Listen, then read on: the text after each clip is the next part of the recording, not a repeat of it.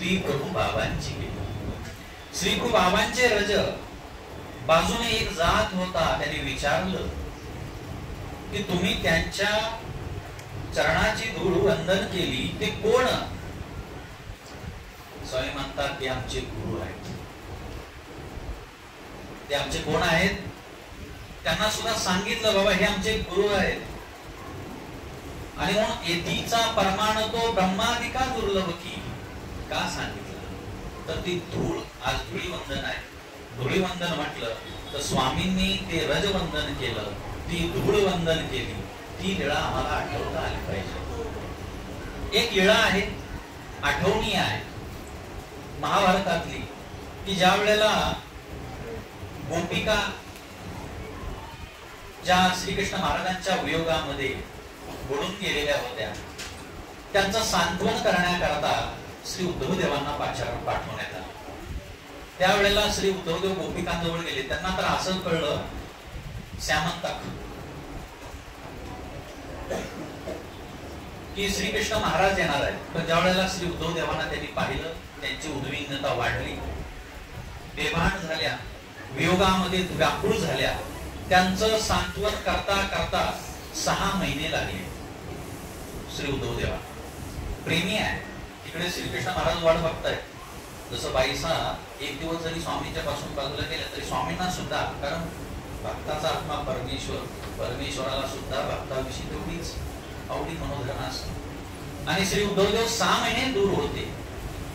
तिकडे श्रीकृष्ण महाराज वाट बघतायत. इथून श्री उद्धवदेव त्या गोपिकांच्या त्या सांगत असलेल्या लीळा कथामध्येच घडून गेलेले त्यांचं सांत्वन करतायत.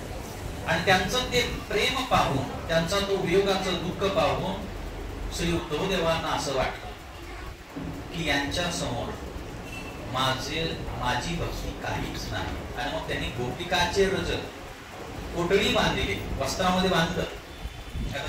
ते काय रज पवित्र असा भाग नाही, परंतु बांधलं आणि डोक्यावर घेऊन आले. श्रीकृष्ण महाराज ते काय? ते म्हणजे हे गोपिकाचे रज. पण आठवणी आहे, ते काय वंदनीय होता असा भाग नाही. परंतु ईश्वराच्या वियोगामध्ये व्याकुळ झालेल्या त्या गोपिकांचे रज, एकीकडे श्री बाबांच्या श्रीचरणाचे रज, ते केसने पवित्र. तर हे परमेश्वरा, मला त्या धुळीचं वंदन घडलं पाहिजे. त्या श्रीचरणांकित प्रसादाची ते रज माझ्या अंगी कैसे लागेल. ज्या अर्थी ते रज अंगी लागावे म्हणजे तुम्हाला सन्निधान असल्याशिवाय ते शक्य नाही. त्याच्यामध्ये तुम्हाला ईश्वराच्या सन्निधानाची अप्राप्ती भावता येईल. आणि म्हणून आज धुळीवंदन आहे. तर सर्वप्रथम आपण धूळ कुठली वंदन केली तर आमच्या स्वामींनी श्री बाबाचे रज वंदिले. सकाळी तुम्ही घरामध्ये असाल, विशेषाला स्नान घालत असाल, स्मरण करत असाल, वाचन करत असाल, तर ही लीळा धुळीवंदनाची आपण ही लीळा आठवली पाहिजे. कारण प्रसाद सेवेचं एक महत्व आहे. काही तर्क वितर्क केले जातात, तिकडे दुर्लक्ष करा. मान्य आहे, जे नितळ आहे, जे योग्य आहे ते वंदन झालं पाहिजे. परंपरेचं प्रमाणयुक्त असलेलं त्याचं वंदन घडलं पाहिजे. आणि म्हणून पाठशाळेमध्ये जी काही अनेक प्रसादाच्या पेट्या आहेत, आजच्या दिवशी ते सर्व काढून तुम्ही सर्व त्याला स्नान घालता. उपक्रम चांगला आहे, विधी आहे. कारण काही विशेष असे की मला वाटते काहीतरी वर्षातून एकदाच येतो, वर्षातून एकदाच त्याला स्नान घालण्याचा. तर हे कशामध्ये मोडतं तर हे अति यत्न कीजे. वारंवार घालू नका, पण वर्षातून एकदा तुम्ही घालता. तर हे स्वामींनी प्रसादाचे जे 6 लाभ सांगितले किंवा त्याविषयीचा विधी विला, तो विधी भीत असताना हे अतियत्न कीजे, म्हणजे अतिशय जतन केलं पाहिजे. कारण त्याने कृपा शक्ती उजरंबे, तिचा उजरंब झाला, लीळा आठवून तुम्ही ते वंदन केलं तर त्याने करून योग्यता होय, वचन पाळण्याची योग्यता लागते. परमेश्वर वज्र संबंध वंद्य. अशा प्रकारे आजचा हा तुम्ही विधी या ठिकाणी संपन्न केला. विधी चांगला आहे, योग्य आहे. भाव आहे, भाव करावा, पण तो ज्ञानांत सामायिक हेतुका कीजे उरला सुरला अर्थ तो आपल्या आपण जाणावा. आणि म्हणून आजच्या या दिवशी तुम्ही जो काही हा स्नानाचा विधी या ठिकाणी संपन्न करता, त्याचबरोबर तुम्ही थोडंसं आता एक तसं मागे मला वाटतं थोडंफार निरूपण करत होते प्रवाचन, त्याची तुम्ही एक सुरुवात नवीन विधीला केलेली आहे निमित्तानं. कारण ज्ञान शेवटी महत्वाचं आहे, तो भावांतुल क्रिया आहे. पण त्याचबरोबर धर्मवार्ता प्रसंगे सर्वत्र असावस्थान ही असे 3 प्रसंग आहेत जिथे साक्षात परमेश्वर उपस्थित असतात. एक निरूपण काळ आहे, दुसरा कात धर्मवार्ता प्रसंगे सर्वत्र अवस्थान आहे, दुसरा स्मरण आहे पाठीचे निवसे तुम्हा पासे. तुम्ही फक्त आठवा आम्हाला, तुम्ही देवाचं नाव घेतलं, देवाचं स्मरण केलं, परमेश्वर तुमच्या जवळ उपस्थित आहे. हा दुसरा आहे. आणि तिसरा जो काळ आहे तो म्हणजे पूजावसर काळ का बाईसाच्या क्रियेचा अंगीकार. हे 3 काळ असे आहेत त्या ठिकाणी प्रत्यक्ष परमेश्वराची उपस्थिती असते. आणि म्हणून स्नान विधी बरोबर हा विधी सुद्धा ज्ञानाचा महत्वाचा आहे. होळी तुम्हाला सर्वांना माहिती आहे, हा कर्मराठीचा त्यांचा तो सण आहे. होळिका नावाचा कोणी दैत्य होता, तो मेला, साजरा केला जातो. आमच्या स्वामींनी देखील खडकुली असेल, बडगाव असेल, देवानी भक्तजनांच्या बरोबर तो साजरा केला. परंतु जे देवानं केलं ते आपल्याला करायचं नाही. तर उद्या एखादं कोणी म्हणेल स्वामींनी तिथे राख उधळली, मग आपणही जाऊन राख उधळावी, तर आपल्याला असं काही करता येत नाही. कारण असं जर करायचं म्हटलं तर मग देवाने गोवर्धन पर्वत उचलला, आपल्याला तांब्याही उचलता येणार. मग त्यांनी जे केलं ते आपल्याला करायचं नाही. हा, कर्मराठीमध्ये तसं करतात, तिकडे रंग लावतात, तर तुम्ही इथे देवाला विशेषाला चंदन लावा. रंग तिकडं लावला जातो, तर इथे चेतन असेल, भिक्षुक असेल, अगदी वासनिकाला सुद्धा गंध लावला पाहिजे. सगळ्यांना गंध लावा. नंतर लावतात का गंध? काय लावला पाहिजे की नाही? बरोबर, गंध आता सगळ्यांना गंध इकडे सुद्धा माता आपलं हे काम पूजन आहे. भिक्षुक ही श्रेष्ठ आहे, वासनिक ही श्रेष्ठ आहे. आदर्श महात्मा हा वासनिकातून घडतो. तर आपल्याला रंग तर लावायचा नाही, पण आपला गंध एक पूजनासारखा. कारण ज्ञान पूज्य, ज्ञान हे पूजनीय आहे, ते वासनिकाच्या ठिकाणी ज्ञान आहे.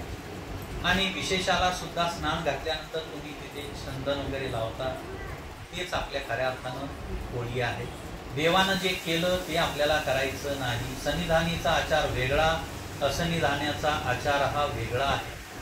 सन्निधानामध्ये तिकडे उपाध्यभट असतील, भक्तमंडळी असतील, स्वामींनी कधी त्यांना मंत्र म्हणायला सांगितले म्हणून आपणही तसं काहीतरी मंत्र म्हणायचे, हा आचार आता नाही. डोमेग्रामला तर स्वामी आचार्यांकडे पुरुषोक्त म्हणायला लावायचे. याचा अर्थ असा नाही की आम्हाला ते म्हणायचे, वेदातले श्लोक म्हणायचे, वेदातल्या रुची म्हणायचे. सन्निधानाचा आचार हा वेगळा आहे आणि असन्निधानाचा आचार हा वेगळा आहे. बऱ्याच वेळेला आम्ही काय करतो, देवाच्या सन्निधानाचा आचाराला असन्निधानामध्ये मिसळून टाकतो. देवाने केलं, देव मंदिरात गेले, मग आम्हाला गेलं तरी काय हरकत आहे? बाबा नो, सन्निधानाचा आचार हा पहिला वेगळा आहे. मग कशाला सांगितलं असतं सन्निधान धर्म जिज्ञासा? असं नाही होत. त्यामुळे तत्वाला कधी बाधा येत नाही, सिद्धांताला कधी बाधा येत नसते.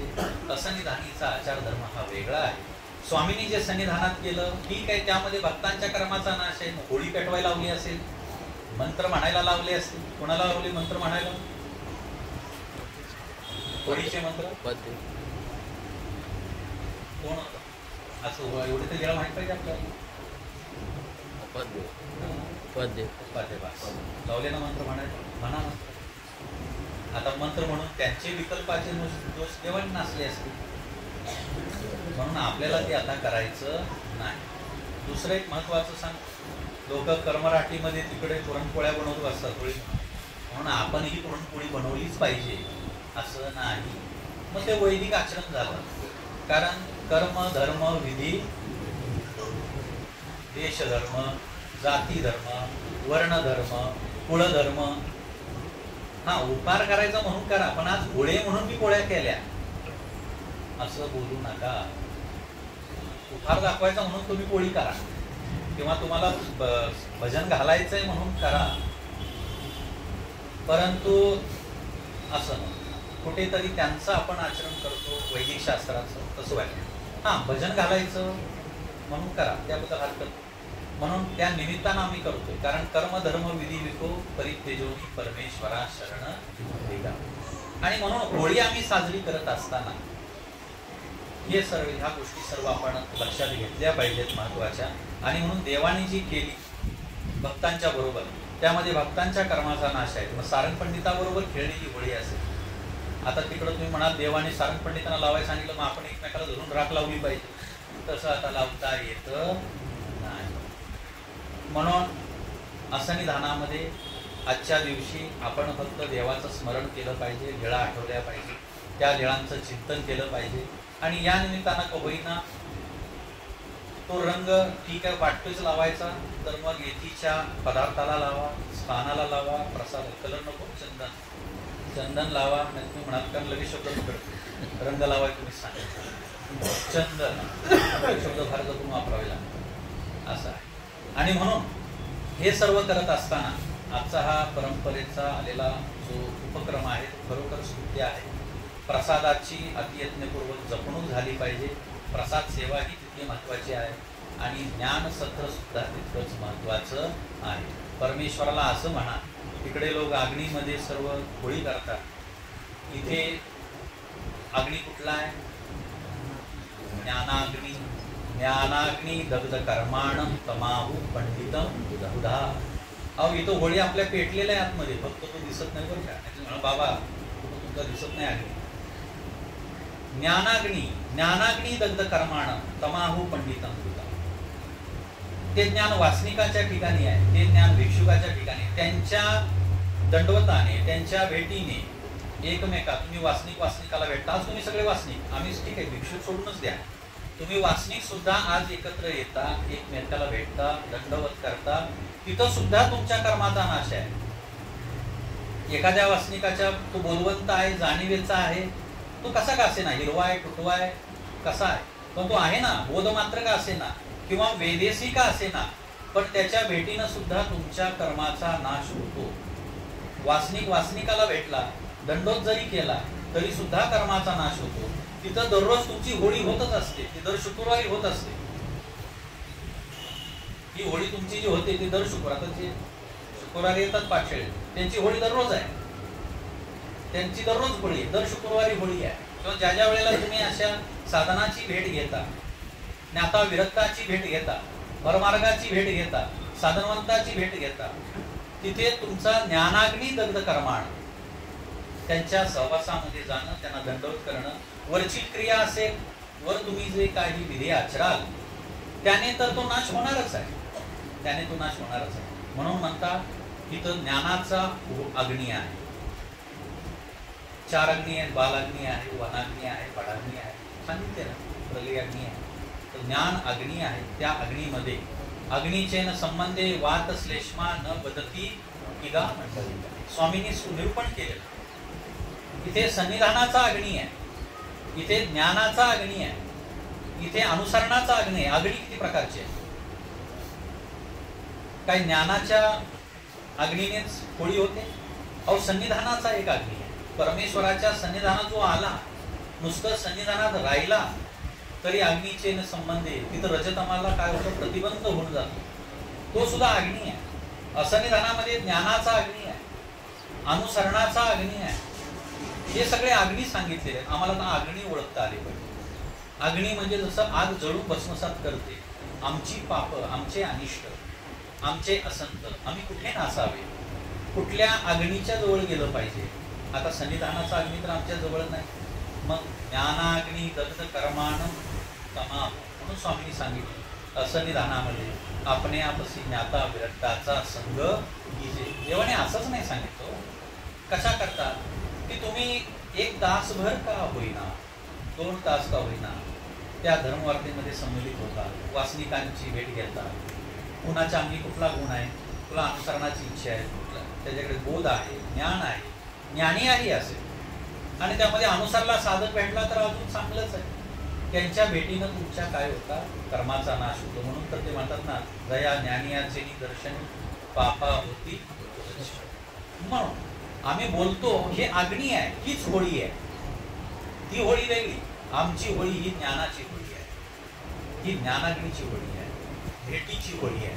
त्या भेटीमध्ये तुमच्या अनंत कर्माचा पापाचा नाश होईल. भेटीनं सर्व काय, भट्टाच्या भेटी पद्मनाभी देवाचे अनिष्ट सुटले. कितीतरी अनिष्टापासून तुम्ही दिवसभरात घरात राहून, ऑफिसला जाऊन, सामाजिक संबंधामध्ये जाऊन तुम्ही जे काही अनिष्ट आचरणार होता त्यापासून तुम्ही थोडा काळ मुक्त झाला. म्हणजे जे अनिष्ट घडणार होते त्याचा उपयोग झाला आणि इष्टाचा योग जोडीला. म्हणून आज या ठिकाणी धुळीवंदन असेल, होळी असेल, याचं निमित्त साधून आमच्याकडे ज्ञानाचा अग्नी आहे, सगळ्यांकडे अनुसरणाचा त्या ठिकाणी अग्नी, तो आम्हाला प्राप्त करायचा. आणि याहून पुढे जाऊन जर धर्मवार्ता झाली तर ती ब्रह्मविद्या सुद्धा तुम्हाला अग्नी आहे. ब्रह्मविद्या तुम्ही वेळेचं वाचन केलं, घरामध्ये केलं, तो सुद्धा तुम्हाला अग्नी झाला. का तर त्या वाचनाने पठणाने सुद्धा तुमचे अनंत दोष नाश. ब्रह्मविद्या माऊली मळे माकले आते. तो अग्नी जरा शांत आहे, पण तो शांततेनं आपलं कार्य करत असतो. पाणी थंड आहे, परंतु ते डाग पुसून काढतं. तशी ब्रह्मविद्या आहे. अशा प्रकारे त्या ज्ञानाचा संसर्ग आपण केला पाहिजे. म्हणून याकरता पूर्वजांनी कदाचित हे निमित्त साधून, बघा ना, तुम्ही एक सहज विचार करा. समजा हा उपक्रम नसताच आम्ही काय केलं असतं. ठीक आहे, आता जे जाणीवेचे वासनिक आहेत ते काय होळी खेळायला गेले नसते, पण कधी कधी सोसायटीमधले, बिल्डिंगमधले मुलं बोलवून घेतात, मग जावं लागतं.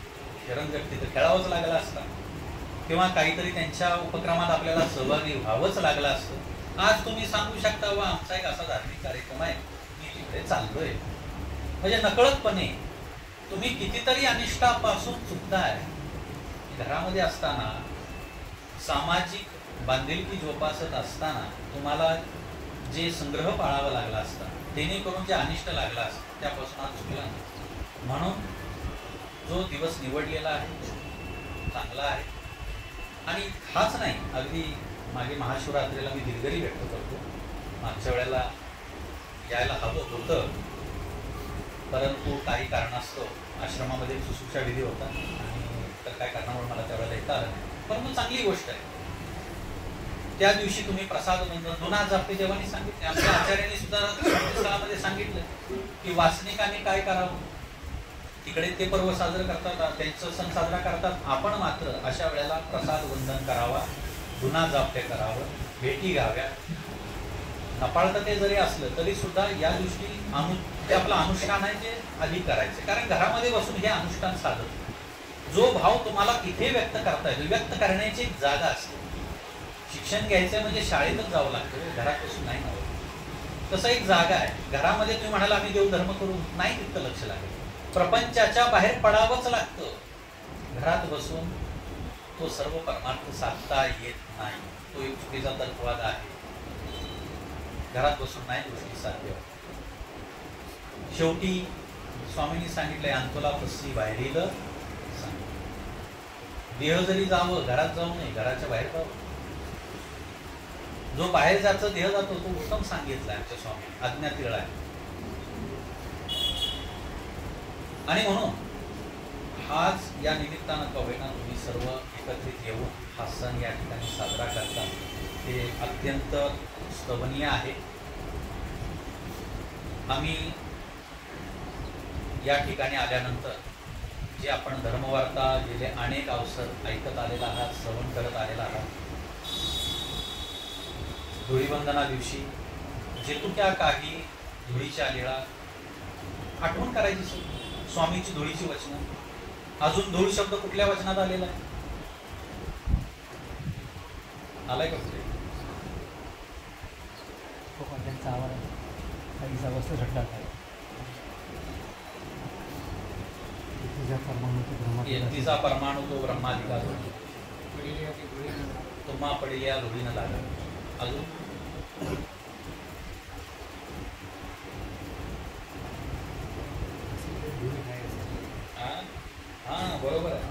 खाशील तर धुळी खाय. बरोबर आहे, चांगलं वचन आठवलं.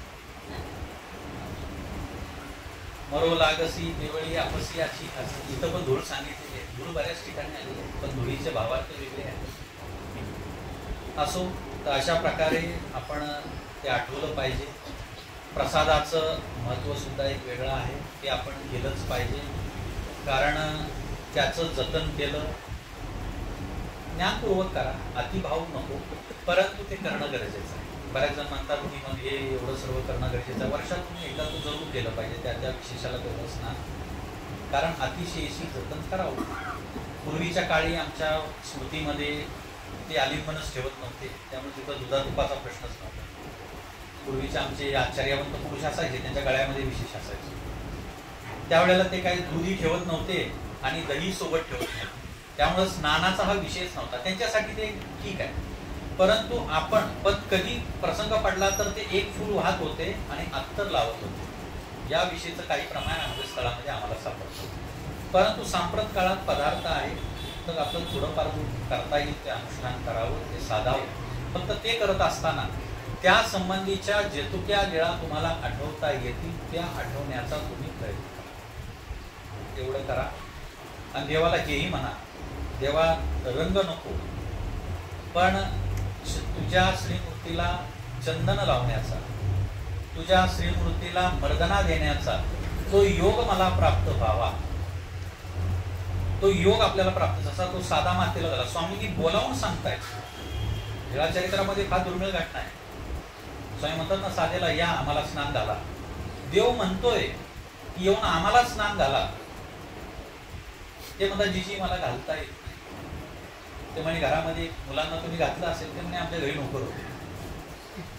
आमच्या घरात काय होते, त्यामुळे आम्ही कधी दाई ठेवली, पूर्वीच्या काळी दाई ठेवलेली असायचं आणि म्हणे भेटलं तर असंच काहीतरी घालून मोकळं व्हायचं, पण आम्हाला ते स्नान घालतात. पण तरी देखील स्वामी म्हणतात या, जसं येईल तसं करा, पण आम्हाला मर्दना द्या. मर्दना दे मादनी सुये, फार महत्वाचा विधी आहे. सन्निधानामध्ये श्रीमूर्तीची अंगलक सेवेमध्ये ते मोठं आहे. श्रीमूर्तीला आज तुम्ही भावपूर्वक त्या ठिकाणी अभिषेक केला, त्या ठिकाणी स्नान घातलं, एका विशेषाला आपलं झाला हरकत नाही, परंतु मनापासून घातलं आणि ते करत असताना अप्राप्ती भावली पाहिजे. एवढं नुसतं स्नान नाही घालायचं.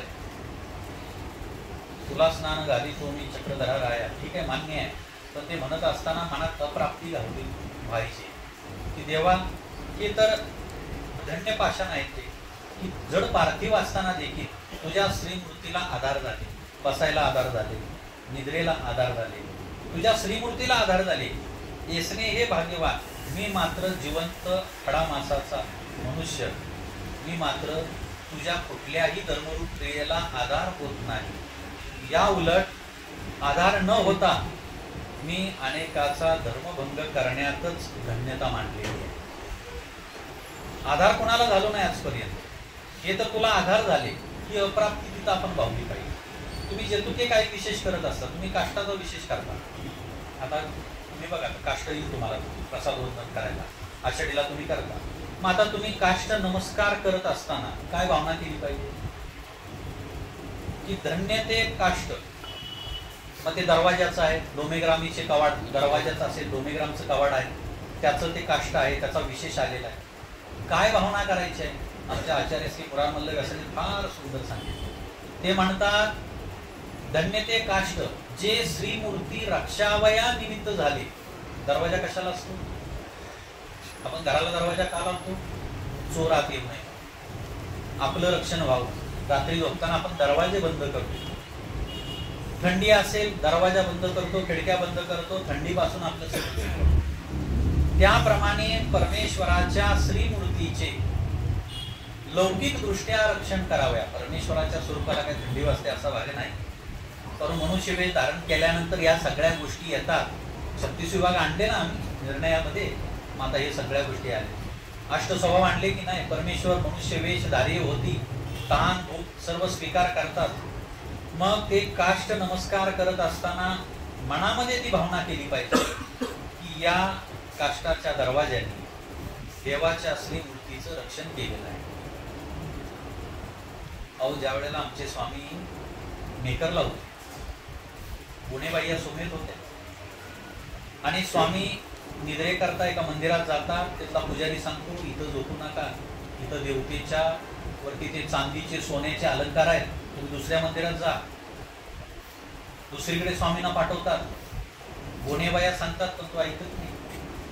ज्या मंदिरात स्वामी गेले त्याला दरवाजे नव्हते, खिडक्या नव्हत्या, उघडं होतं. काय झाला प्रसंग, जो रात्री जुवारी आला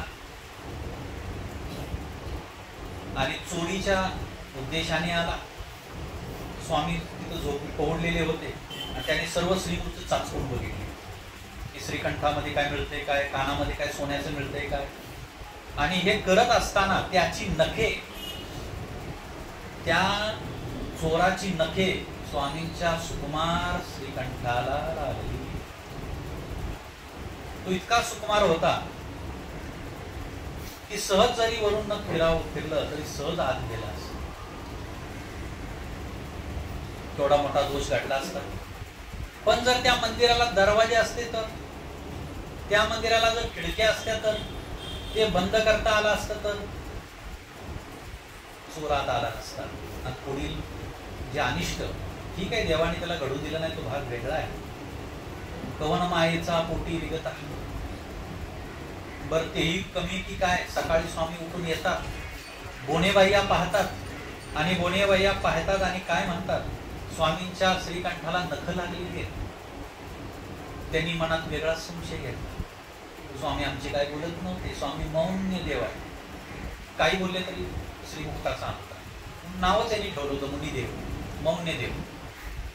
स्वामी बोलायला तयार नाही. पण असा प्रसंग आला की देवाला बोलणं भागच पडलं. कारण बोलले नसते तर त्यांनी कुठल्या तरी नरकाची वाट धरली असती त्या भूमीबाई. त्यांनी मनात संशय घेतला की बघताय देवा हे काय लागलं, ते नखाचे दिसत आहेत, तुम्हाला नख कशी काय लागली. स्वामी काय बोलायला तयार नाही. मनामध्ये संशय घेतला. काय संशय घेतला, कोणीतरी एक स्त्री रात्री आलेली आहे. त्यांनी विकाराचा आक्षेप घेतला, संशय मनात. कारण स्वामी श्रीमूर्त सुंदर आहे, कोणीही सहज पाहून वेदेल. स्वामी म्हणतात आता मात्र हे वाढत चाललं, आमचं आता पुण्य बघावं लागेल, नाहीतर अजून नाही बोललो तर ह्या बाया खऱ्याच मानून बसतील. कारण स्त्रीलेपामध्ये संशय भयंकर नाही.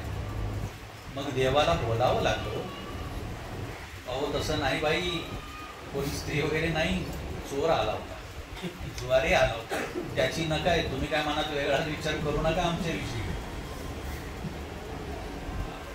मग मात्र घाबरल्या, दुःखी पण झाल्या आणि स्वतःच्या केलेल्या उल्लेखावर सुद्धा पश्चाताप झाला की देवाविषयी आम्ही अशी कल्पना केली.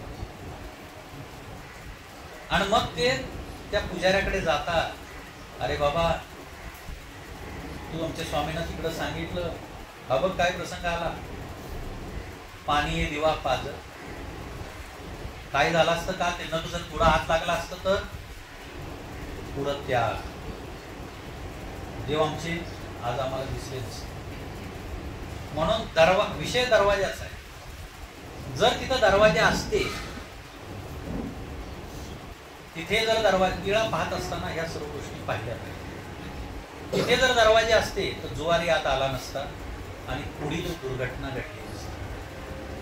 प्रसव वाढलाच ना हो, तो तर अनाहूतपणे करून गेला, पण नक लागलंच ना. अहो इकडे पोकळ लागलं, माता सांना स्वामी लगेच आता त्यांनी काही स्वामींना लागाव म्हणून टाकलेलं नव्हतं, शेणाने हात भरलेले होते, फक्त उचलून स्वामीच्या हातात देण्याऐवजी तिथूनच त्याने फेकून दिलं. पण नकळत का होईना, पण जरी दोष घडला तरी नित्याची ठेव होईल, नित्य नरकाचा प्रसव वाढत जातो. त्या चोराचा नकळत का होईना प्रसवाची सुरुवात होईल. कदाचित तिथं प्रारब्धही झाला असतं. म्हणून काष्ट करताना ज्या वेळेला तुम्ही काष्टाचे विशेष येतात, लक्षात घ्या. मी अनेक वर्ष प्रसाद वंदन करत आलो, पण नेमकं करताना म्हणायचं काय आणि भावायचं काय, अनेक गोष्टी आहेत भावण्यासारख्या. तर हे म्हणा की हे काष्ट जड आहे परंतु किती थोर आहे का तर येणे श्रीमूर्ती ते रक्षिले. त्या श्रीमूर्तीचं रक्षण केलं कवाडाने. मी मात्र दुसऱ्याच्या धर्माचं रक्षण करण्याऐवजी दुसऱ्याच्या धर्माचा अनंत सृष्टी धर्मभंग करीत आलो. ऐसी भावना काष्ट करता करावी. फार शांत. तर पूर्ण विधियुक्त बंधन तुम्हाला घडतं. भावना करायची आहे, अप्राप्ती करायची आहे. असं म्हणत नाही की ते विशेष प्रसाद काष्ट म्हणजे परमेश्वर नाही, ते साधन आहे. परंतु ते साधन करत असताना त्याची आठवण करत असताना आठवताना आपले सुद्धा दोष आठवावे आणि पुढेलाचे गुण आठवावे. स्थानाचे गुण काय गुण आठवणार आपण स्थानाचे गुण? ते स्थान केसने थोर 7 अप्राप्ती सांगितली 7 पदार्थाची. स्थान, प्रसाद, वासनिक, भिक्षुक, शास्त्र, ईश्वर प्रेम. स्थानाची अप्राप्ती म्हणजे नेमकं काय? तर हीच तर भाव. प्रसादाची अप्राप्ती म्हणजे काय? वस्त्रप्रसाद असेल ते अंगी गोसाव्याच्या श्रीमूर्ती ते त्या उन्हापासून संरक्षण करण्याकरता निमित्त झाली किंवा श्रीमूर्ती ते सुशोभित करावया निमित्त झाली.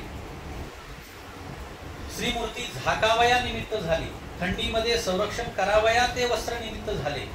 अशी ती भावना वस्त्र प्रसाद करताना अप्राप्ती भावली पाहिजे. मग तत्संबंधी जो विशेष आला तो ज्या अवताराचा असेल, ज्या स्थानाचा असेल, ते करून झाल्यानंतर त्या विषयीची अप्राप्ती अशी भावली पाहिजे. त्या उपानो केसन्या, उपानोचा विशेष समजा आला, उपान्ना समजा विषय आला समजा, तो उपानो आठवत असताना त्या उपानोनी स्वामींच्या श्रीचरणाचे रक्षण केले. जया श्रीचरणा माझी खडे रूपती काटे रूपती. सालवर्डीला स्वामी गेले, कितीतरी प्रसंगामध्ये आहे स्वामींच्या श्रीमूर्तीचे श्रीचरणाची काटे लागलेले होते. मुक्ताबाई घ्या, इकडे उदयनाथ घ्या, सर्व असुरबिंदू सगळे पुसून काढले ना. श्रीचरणाला सुद्धा काटे लागत होते. परंतु उपान्नो बोनेबाईंनी उपान्नो घेतले होते स्वामींना. कुठे? मेकरमध्ये. आठवल्या पाहिजे. आणि म्हणून असं आठवायचंय सर. थाळ आठवायचे, तांब्या आठवायचा आहे, गंगाळ आठवायचा आहे. त्याचा जर एखादा विशेष आला, आपण येतो प्रसाद सेवेमध्ये, तुम्ही वेगवेगळे महाराष्ट्रातल्या अधिकरणाच्या ठिकाणी असलेले वंदन नमस्कार करता. ते करत असताना कुठे गंगाळाचा विशेष, कुठे ताटाचा विशेष आला तर ते करत असताना त्या अवताराचं नाव घ्यावं आणि या उपरांत म्हणावं की धन्य तो विशेष प्रसाद की जो गोसाव्या ते आरोगावया भजन प्रवेशन व्हावया निमित्त झाले.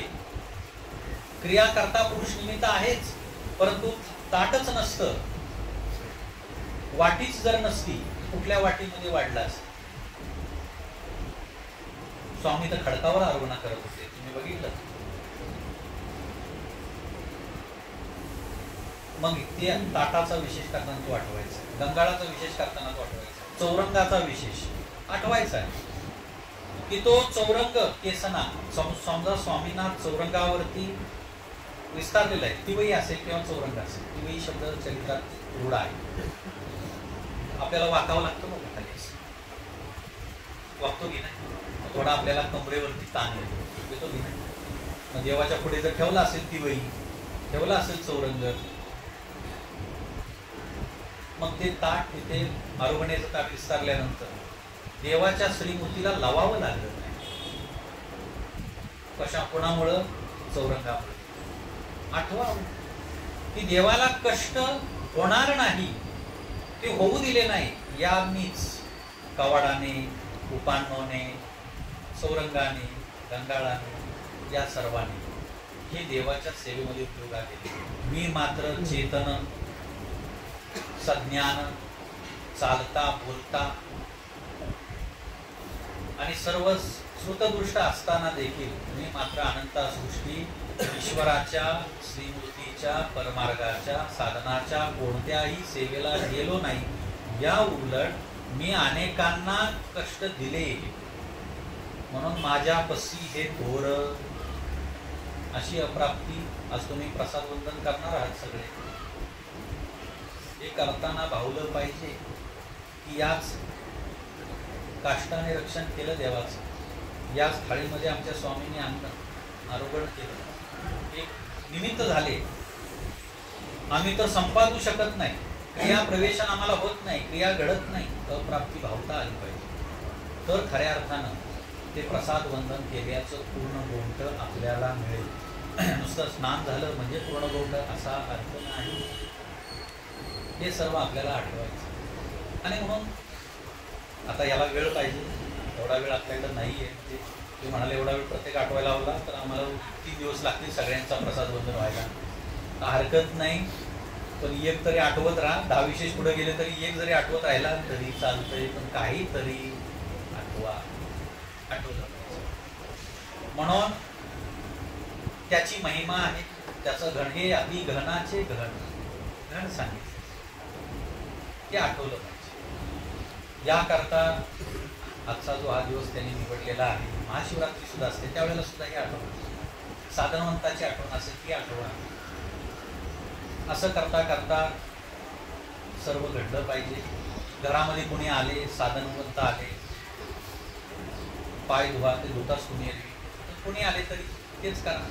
आपण रंग लावण्याऐवजी आपण देवाला चंदन लावावं, विशेषाला चंदन लावावं, अधिकरणाला, वासनिकाला, सर्वांना गंध लावावा, लावला पाहिजे. आणि म्हणून सर्वांना नंतर चंदन लावा. आता ते चंदन लावा वेगळं प्रकार म्हणतात बरं का, तो इकडं आणू नका. व्यवहारामध्ये आता रूढ एक वेगळे शब्द आहेत, तर आपला वेगळा. इथे मात्र ज्ञानपूजन आहे, आपण विधी म्हणून करतोय बस, या उपरांत दुसरं काहीही नाही. ग्रंथाला लावत जाऊ नका, चेतनाला लावत जा. ते आमच्याकडे फार आता परंपराच पडून गेली, गीतेला पण लावतात.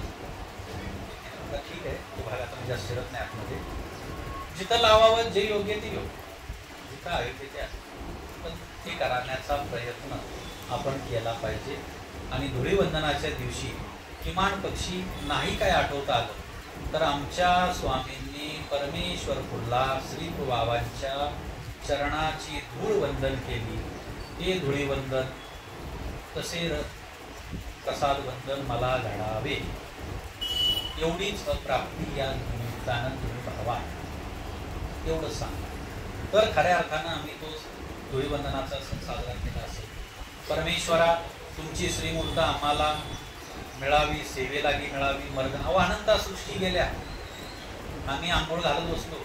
लहान मुलं झाले की त्यांना आंघोळ घालत बसतात. आईला बघा, माता पित्याला 4-5 वर्षाचं मूल होईपर्यंत घालावं लागते ना आंघोळ. मुलाला कधी पण आंघोळ घालतात, 4-5-6 वयापर्यंत घालतातच.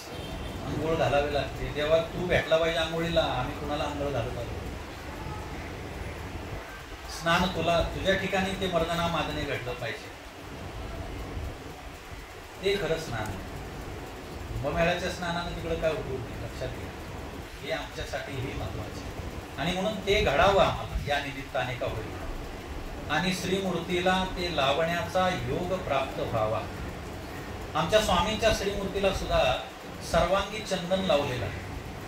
कुणी लावलंय काय आठवत? सारंग पंडित, बरोबर. सारंग पंडित खरोखर आठवण्याचं ते चरित्र आहे. पहिली भेट सारंग पंडितांची, पहिली भेट बघा. पहिल्या भेटीमध्ये ज्यावेळेस स्वामींना भोगनारायणला भेटतात, स्वामींना घेऊन जातात घरी, त्यावेळेला स्वामी पूर्ण स्नान करत नाही, कपिल स्नान झालेलं. काय झालेलं आहे? कपिल स्नान.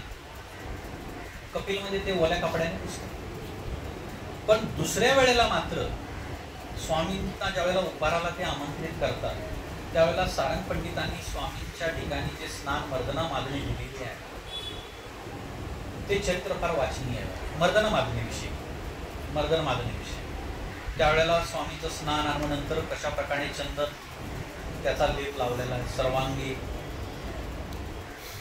आपण त्याला पावडर म्हणतो ते सर्व लावलेलं आहे.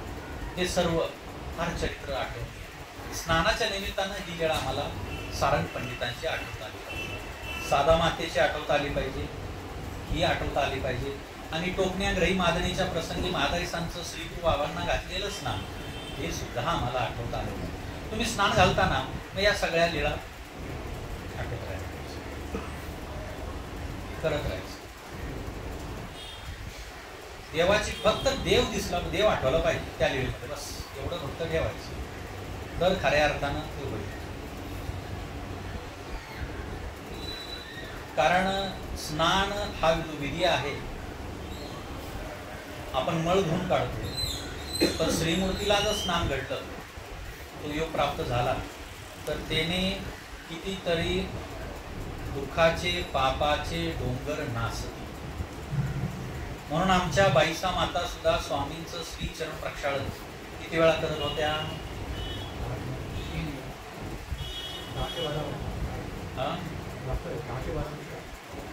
10 ते 12 वेळा, काही वेळेला 4 वेळा, कधी 3 वेळा, कधी 6 वेळा, कधी 10 वेळा.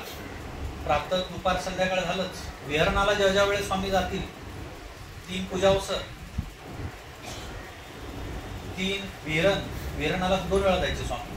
विहरणाला गेले, तिथं बसले, तिथं परत मागे आले की परत, म्हणजे विहरणाचे 2-2 4 झाले. 10 ते 12 वेळा किमान पक्षी स्वामींचं श्रीचरण प्रक्षाळन बाईसा मातांना होत होतं. आज आपण इथे स्नान घालतो, आपण ही अप्राप्ती भावली पाहिजे. हे साधन दात्या बाईसा माताप्रमाणे मला देखील श्रीचरण प्रक्षाळनाचा हा विधी वारंवार प्राप्त व्हावा. बाईसांना असंच नाही प्राप्त झालं. स्वामींनी सांगितले, पूर्वी म्हातारीची ईश्वर सेवा घडली, हेही अगोदर काहीतरी घडलं असेल, त्यांना केलं असेल. आणि म्हणून बघा, आपल्या परिवारामध्ये दिवाळीला सुद्धा असं विधी आला पूर्वीचा, मला बरं वाटलं, कारण आहे ज्ञानोक्त विधी, पूर्वजांनी जे काही विधी त्या ठिकाणी केलं.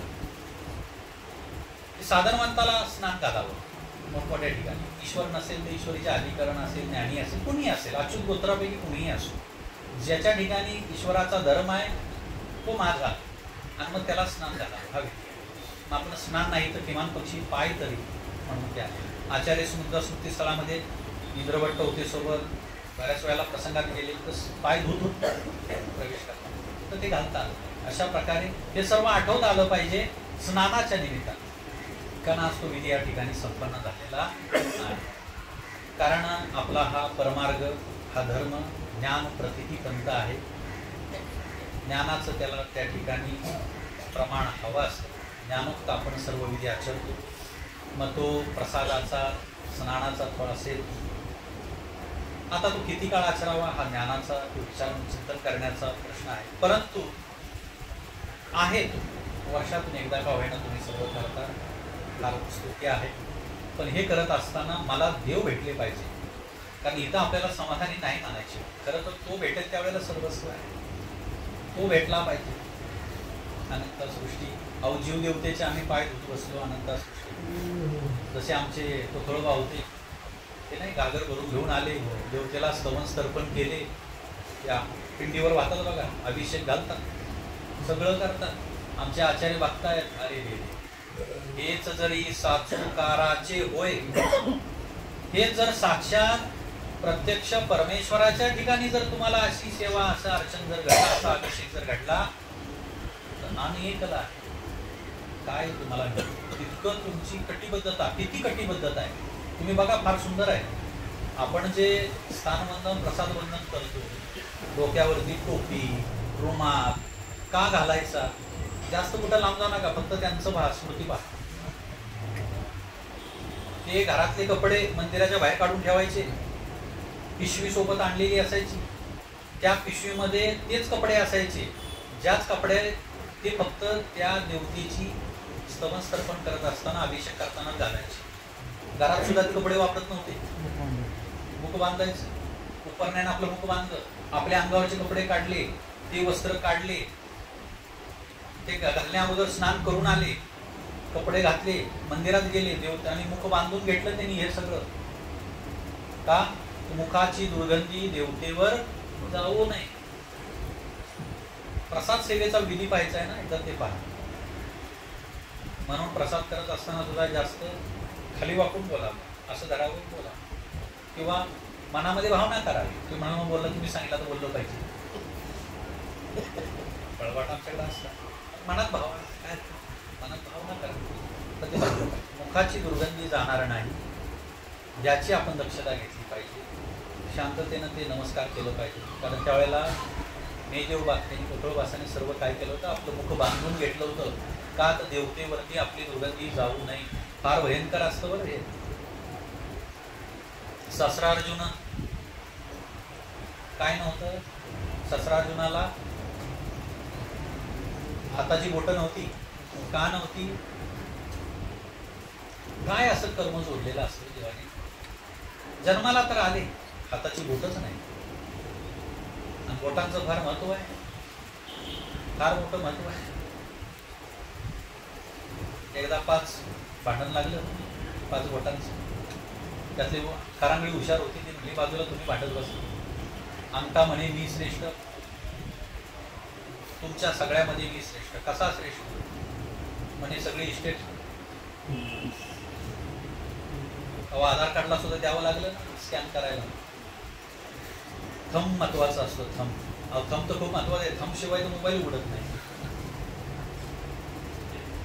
मोठमोठ्या बँकेमध्ये जा, ए स्कॅन आणि थंब स्कॅन. म्हणून माझं महत्व आहे. माझ्याशिवाय माझी सगळी प्रॉपर्टी नावावर होते. जरी सही दिली तरी अंगठा घेतात. कारण जगामध्ये एकसारखे, आता हे मायेची डिझाईन आहे बाबा, तशी काय करतात. सगळ्या रेषा एकसारख्या नाही कोणाच्या. दुसरं हे आली, याला काय म्हणतात, काय तर्जनी किंमत अनामिका.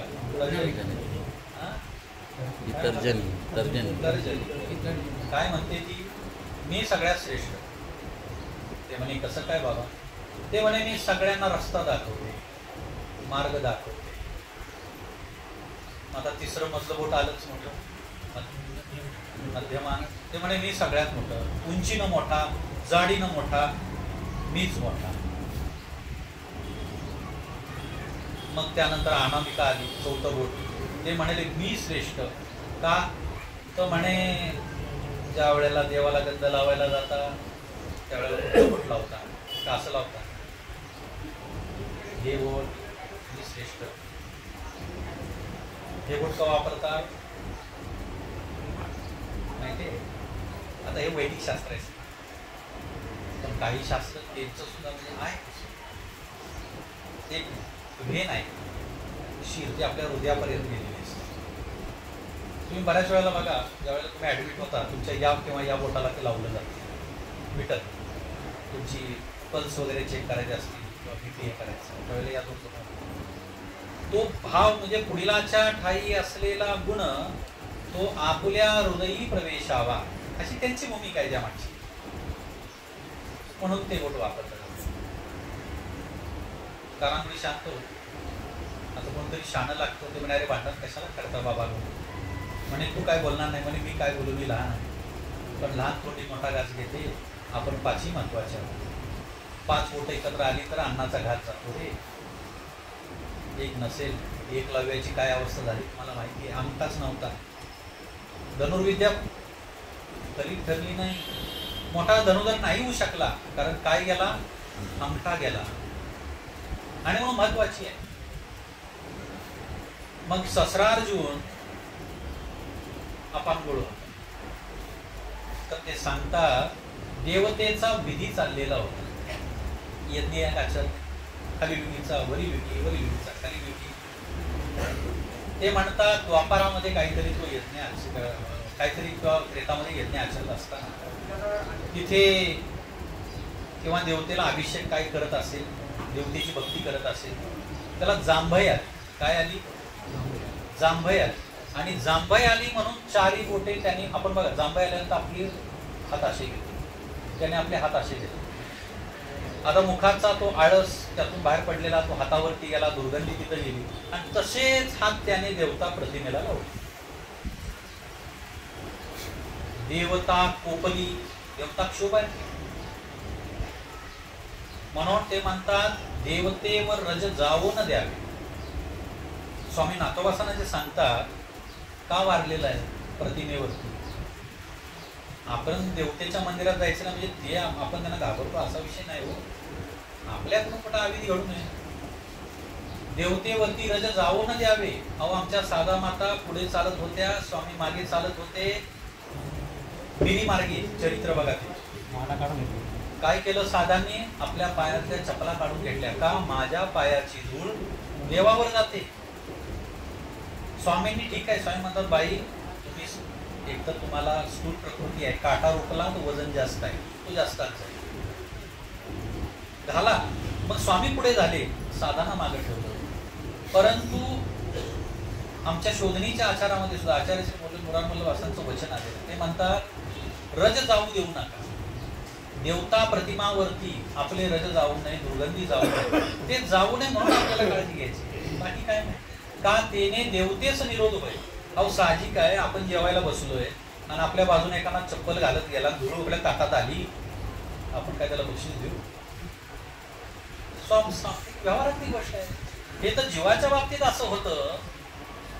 मग देवता प्रतिमावरती धूळ जाऊ नये म्हणून त्याचा सहवास टाळायला सांगितलं.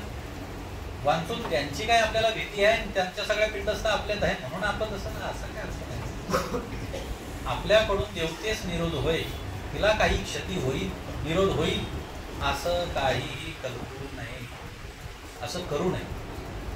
आणि म्हणून ही सर्व काळजी घ्यायची आहे प्रसाद करताना. म्हणून आपण कपाळ स्वच्छ धुणे, हात सोळे करणे, केस लागू न देणे. घाम आला तरी आपण त्या रुमाला आपण देतो हाती पुसतो, घाम सुटला देऊ नये, चांगलं नाही. अहो आपल्या शेजारी एखादा बसलेला असेल, घामेलेला मनुष्य असेल, बरं वाटेल, नाही नाही ये मिठी मार मला, ते बाबा लांब हो. ट्रेनमध्ये बघा तुम्ही सर्वजण ट्रेननं प्रवास करता, तुम्हाला अनुभव असेल. आम्हाला कशा प्रकारे त्या ठिकाणी घृणा उत्पन्न होते. मग जर आपल्याला घृणा उत्पन्न होते, मग त्या सामर्थ्याला घृणा उत्पन्न होणार नाही का? कधी लक्षात ठेवा, स्थानवंदन करायला गेला, घाम आला असेल, पुसा, स्वच्छ धुवा, मग करा. नाही तर होईल काय, घामासहित झालं तो विधी राहिला बाजूलाच, घडला अविधी. अविधी आपलं लागलं नाही. पवित्र आहे, पवित्राहून पवित्र, ईश्वरीच्या शक्तीचा अंश आहे. ईश्वर नाही, पण आज आम्ही त्याची जर काळजी नाही घेतली तर उद्या देव भेटल्यावर सुद्धा आम्ही असंच वागू. देवावरती धूळ जाईल. अहो धूळ नाही सण होत.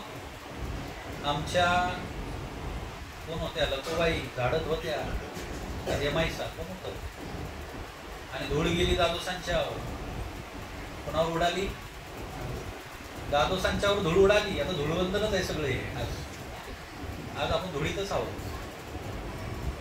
मग आमचे आचार्य त्यावेळेला बोध झालेला नव्हता, ज्ञान नव्हतं, अजून सुद्धा दादोसांना ते आपले गुरु मानत होते.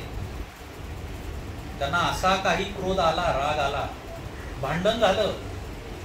काय म्हणाले? माझ्या दादोसांवरती धूळ उडवली, माझ्या दादोसांच्या केसाला धक्का जरी लागला की तर माझे शीस पडे, जीव देईन मी. त्यांच्या खांद्यावर धूळ पण उडवली. एवढा अभिमान जीवाचा जीवाला. एक धूळ उडाली सांगितली, एवढा अभिमान येतो. मग आमची धूळ, पाय धूळ, म्हणून प्रसाद आहे, स्थान आहे. तर हेच अहो भिक्षुक सुद्धा, मग ते म्हणाल फक्त मी स्थाना प्रसाद, अहो भिक्षुक सुद्धा नको. म्हणून कधी करत असताना, सेवा करत असताना पाहावं, कोणी असो, वासनिक असो, भिक्षुक असो, विशेष प्रसाद असो, अतिशयसी जतन. हे व्यापक आहे, लक्षात घ्या. अति यत्न कीज हे नुसते शब्द तीन आहे, पण याचा अर्थ व्यापक आहे, खूप मोठा अर्थ आहे. या स्वामींनी सांगितलं की अत्यंत काळजीपूर्वक तुम्ही याचं जतन करा.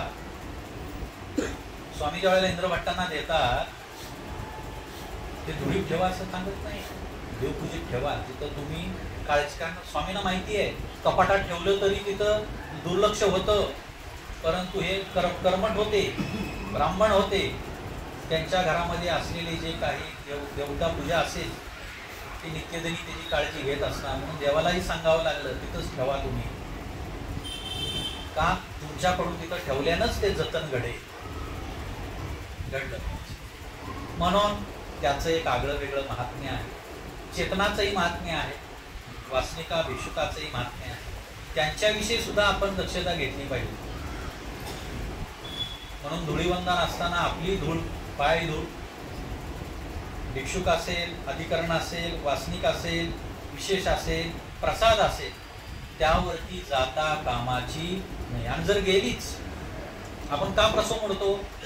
तुम्ही स्थानवंदन, प्रसादवंदन करून येता, मार्गभेटी घेऊन येता, अधिकरणाजवळ जाऊन तुम्ही प्रसव मोडता. का मोडता? काय म्हणायचं असतं नेमकी? विधी करता अविधी घडला. काय अविधी घडला? तुमच्या पट्टीला पाय लागले, बस्करा पाय लागले, तुम्हाला पाय लागला. अहो, पाय लागणं फार भयंकर आहे. आज पट्टीला पाय लागला, उद्या त्यांना पाय लागेल, उद्या स्थानाला, विशेषाला पाय लागला. पाय लागणं फार भयंकर आहे. अहो, एकाचा पाय लागला तर 6 महिने पृथ्वीवर प्रकाश नव्हता. आठवलं काय? काय आठवलं का? कोणाचा प्रसंग आहे? सांडल्या मांडल्या. ते आपले पतीला घेऊन चालली होती रात्री, पाठीवर घेऊन. पतिव्रता धर्म, पतिव्रता नारी, आणि पतीची इच्छा, आणि त्या पन्यांगणाकडे घेऊन चालली रात्रीच्या वेळेला. तिला कसं तरी तयार केलं, हा कुष्ठरोगी. पण जाता जाता त्याचा पाय पाठीवर बसला होता. बाजूला बसलेल्या त्या ऋषींना लागला. कोण होते? मांडव ऋषींना लागला पाय. दिला शाप, मला पाय लागला. म्हणे ज्याच्या करता हा चाललेला आहे, हा उद्या सकाळचा सूर्य पाहणार नाही, मरून जाईल. सूर्य उगवला की हा मरणार. सूर्य उगवला की हा मरणार, मृत्युमुखी पडणार. शाप दिला. आणि मग पुढे तुम्हाला सगळी घटना माहिती. लीळा फार महत्वाची आहे, कारण ती लीळा आम्हाला अनुसया मातेकडे घेऊन जाते, म्हणून ती लीळा महत्वाची. आता मोठा येतो विषय. पाय लागला, शाप दिला. ती घाबरली पतिव्रता, एवढी मोठी पतिव्रता पण घाबरली, कारण शेवटी देवता सामर्थ्य आहे. शाप आहे, शाप तो शाप. तिथं काय पतिव्रता आणि कोण, काही चालत नाही. ती म्हणले असं करू नका. ते म्हणे नाही, शाप वाणे. पाय लागला मला. मग त्या साधूंना पाय लागला तर त्यांनी काय केलं बघा. मग असं घडतं बघा. आपण आता जर हे अविधी आचरले तर हे दैवराटीच नाही, करमराटी सुद्धा असा काही प्रसंग येईल, तिथेही कुणाला तरी धक्का लागेल, पाय लागेल, काहीतरी होईल.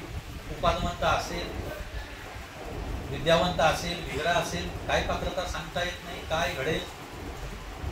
आणि मग कवनमायेचा पोटी शापानं मरण चांगलं नाही.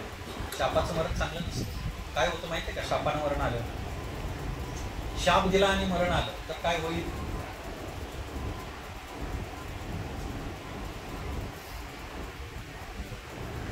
काय होईल? 13 भेदी क्षोभाचं मरण आहे. लक्षात घ्या. कुठलं मरण आहे? देवतापाला पात्रक्षोभ मानतात. आपण म्हणतो ना, देवता क्षोभ, उदक्षोभ, म्हणून शापानं येऊ नये. 13 भेदी. तो मृत्यू आला होता, त्याचा झाला, मोठी घटना घडली.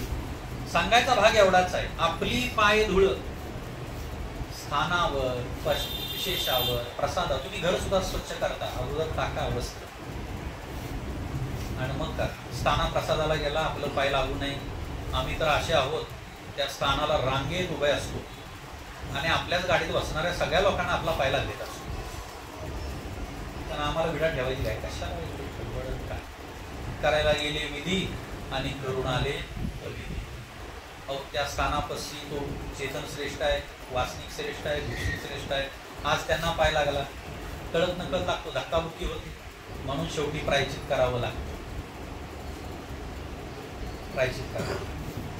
म्हणून आपल्या पायाची धूळ जाऊ नये, स्थानावर जाऊ नये, प्रसादावर जाऊ नये, विशेषावर जाऊ नये, याची दक्षता आपण घेतली पाहिजे. तर खऱ्या अर्थानं एकीकडे धुळी वंदन आहे, पण दुसरीकडे तीच धूळ आपल्याला अनिष्टाला कारणीभूत ठरू शकते. ते आजच्या या धुळीवंदनाच्या दिवशी आपण लक्षात घेतलं पाहिजे, याची आपण काळजी घेतली. तर खऱ्या अर्थानं इष्टाचा योग आणि अनिष्टाचा वियोग आपल्याला घडेल. म्हणून आजच्या दिवशी ही धूळ आपल्या लक्षात ठेवा कायम. धूळ फार भयंकर आहे. हीच धूळ जर उडाली तर अहंकाराने उन्मत्त झालेल्या मनुष्याला जमिनीवर पाडण्याचं सामर्थ्य त्यामध्ये आहे. आमचे होते विष्णू स्वामी, गुटिका घालून वर गेले होते, आपला चमत्कार प्रभाव दाखवायला गेले होते, पण त्या धुळीनं असं काही केलं, ती धूळ गेली नाकात. कुठे गेली? नाकात. ज्यांना स्वामींच्या वरती आपलं ऐश्वर आहे, ह्या सर्व लोकांनी मला नमस्कार केला पाहिजे, मला मानलं पाहिजे, स्वामींना नाही. म्हणून आपला शेवटचा चमत्कार दाखवला. इतके दिवस गुह्य ठेवलेलं त्यांनी प्रगट केलं. आतापर्यंत लपून होते, गुटिका घालायचे, रात्री उडून छतावर जाऊन बसायचे आणि लोकांच्या गप्पा गोष्टी ऐकायचे. दुसऱ्या दिवशी सांगायचे तुम्ही रात्री अशा गप्पा मारत होत्या. लोकांना आश्चर्य वाटत, हे अंतर्यामी, आता हे कसले अंतर्यामी आपल्यातून उडून येतात रात्री गप्पा ऐकतात. पण त्यांना प्रगट करायची वेळ झाली,